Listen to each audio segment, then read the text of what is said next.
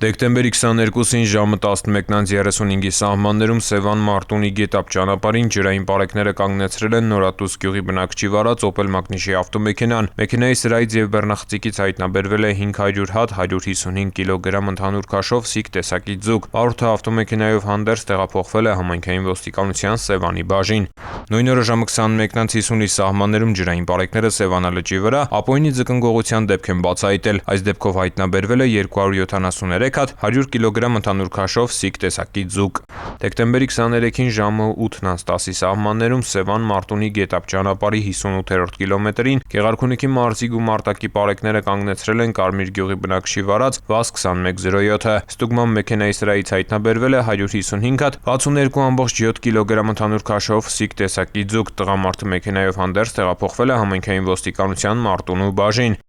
Նույն օրը 9:50-ի սահմաններում Երևան-Սևան-Իջևան ճանապարհի 57-րդ կիլոմետրին Գեղարքունիքի պարեկները կանգնեցրել են Սևանի բնակչի վարած ՎԱԶ 2107-ը։ Բեռնախցիկից հայտնաբերվել է 30 հատ 11.6 կգ ընդհանուր քաշով սիկ տեսակի ձուկ։ Վարորդը ավտոմեքենայով հանդերձ տեղափոխվել է համայնքային ոստիկանության Սևանի բաժին։ Բոլոր դեպքերով հանգամանքները պարզվում են։